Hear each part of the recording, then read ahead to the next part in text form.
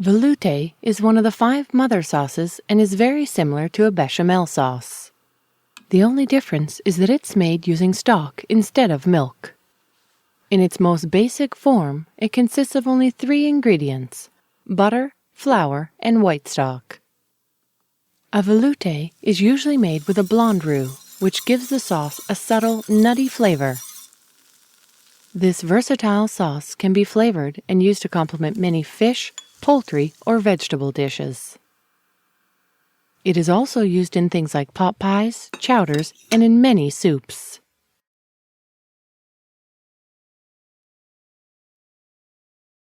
To make a veloute sauce, you must first make a roux. In this case, the roux is cooked to a blonde color, giving the sauce its desirable ivory color. The thickness of a veloute is determined by the ratio of stock to roux.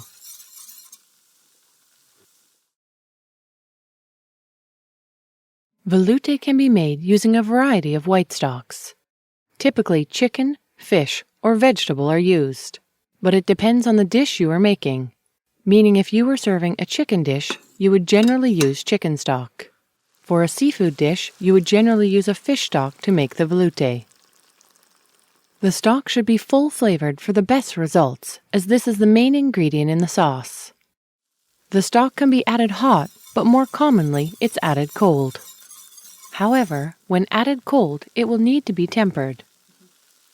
To do this, add the stock very slowly while constantly whisking. At the beginning, the sauce will be quite thick, but it's better to add the stock slowly as the roux will not fully thicken until it reaches the simmering point. Continue to add the stock a bit at a time, letting it come to a boil each time before adding more stock. You should just see small bubbles around the edges of the pot.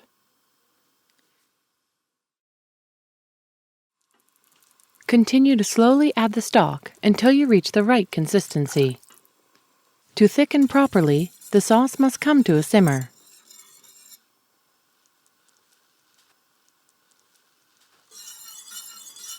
Here you can see we will still need to add a bit more stock, because as we stir, you can see lines left behind in the sauce.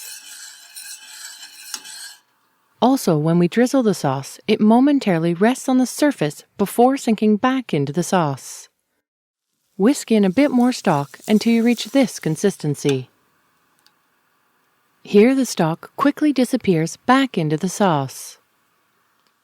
Cook over low heat, stirring occasionally for about 15 to 30 minutes. This will cook out the starch flavor from the flour. As it simmers, it will also reduce and become thicker. As a result, you may need to add more stock before using to get back to the right consistency.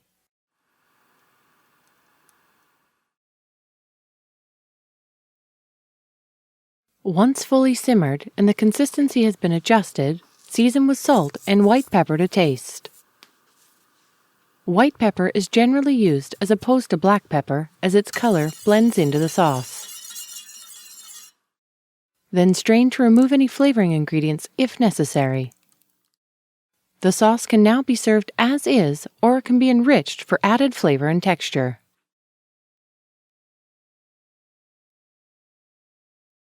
There are a few ways to enrich veloute sauce. For added body, you can simply swirl in a few knobs of butter or add a little bit of cream for added sheen and richness. Veloute sauces can also be enriched with an egg yolk and cream mixture called a liaison. Combine 3 tablespoons of cream for every egg yolk and then temper into the sauce. Be sure the veloute doesn't come to a boil now, as this will curdle the proteins in the yolks. Note, if you are enriching the veloute with any of these ingredients, make sure to add them just before serving or the sauce could split. Also note, if you plan to store the veloute in the refrigerator, make sure to store only the unriched base, as an enriched sauce could split or curdle when reheated. Because veloute is a starch-based sauce, you will need to place plastic wrap directly on the surface of the hot veloute. This will prevent a skin from forming. Once cooled and refrigerated, the veloute sauce will thicken considerably. To reheat the veloute, start with a small amount of water or white wine in a pot. Add the cold veloute, stir, and bring back to a simmer before using.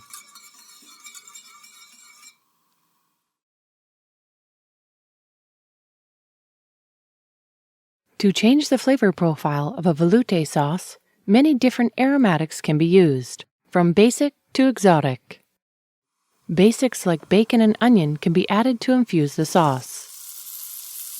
Or you can give it an Asian twist by adding ingredients such as shallots, ginger, green onions, and garlic. The aromatics can be added either at the beginning with the butter or after the stock has been added. The advantage to adding these aromatics to the butter at the beginning is that the sweating action helps to release more of their flavor and aroma. Veloute sauce is one of the building blocks when creating many fabulous dishes, from pot pies and soups to poultry and seafood dishes.